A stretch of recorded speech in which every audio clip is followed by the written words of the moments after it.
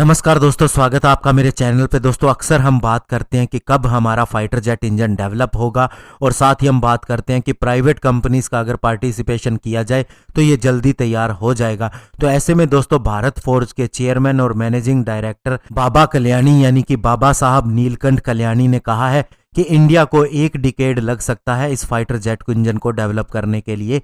तो आज इसी के ऊपर बात करेंगे। चलिए दोस्तों, शुरू करते हैं। तो दोस्तों, बाबा कल्याणी ने कहा है कि इंडिया अपना खुद का फाइटर जेट इंजन बड़े आराम से विकसित कर सकता है। इस चीज का उन्हें कॉन्फिडेंट है और यही एक चीज है जिसकी वजह से हमारा LCA तेजस भी डिले हुआ। और उनका मानना है कि इंडिया को 1 दशक लग सकता है DRDO के द्वारा इस इंजन को डेवलप करवाने में।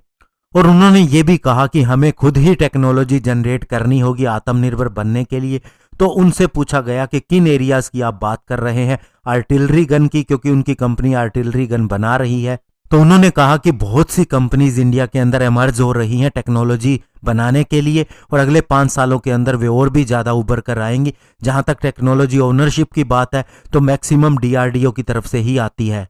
और उन्होंने बताया कि अब DRDO ने पिछले 2 सालों से नए मॉडल पे काम करना शुरू किया है। कोई भी प्रोजेक्ट वे शुरू करते हैं, प्राइवेट कंपनीज को साथ में लाते हैं और उन्हें उनके हिस्से का काम दे देते हैं जिसे वे खुद ही पूरा करते हैं। और उन्होंने कहा कि 100 से ज्यादा कंपनी DRDO के साथ में काम कर रही हैं और उन कंपनीज का अपना एक छोटा R&D सेंटर भी है। तो ऐसे में एक बहुत बड़ा इकोसिस्टम डेवलप होने जा रहा है इंडिया के अंदर। और फाइटर जेट इंजन के ऊपर उन्होंने कहा कि ये हमारे इंडिया के लिए एक स्ट्रेटेजिक टेक्नोलॉजी डेवलपमेंट प्लान होना चाहिए, DRDO के लिए स्पेशली।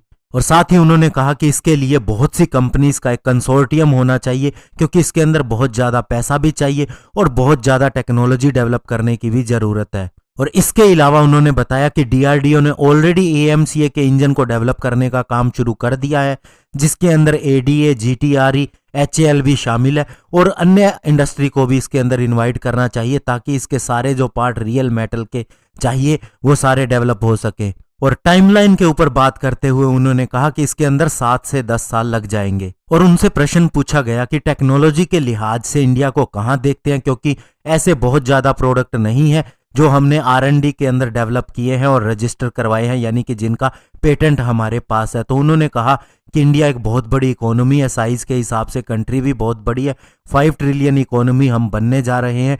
ऐसे में हमें फॉरेन की जगह खुद की टेक्नोलॉजी पर आधारित होना होगा।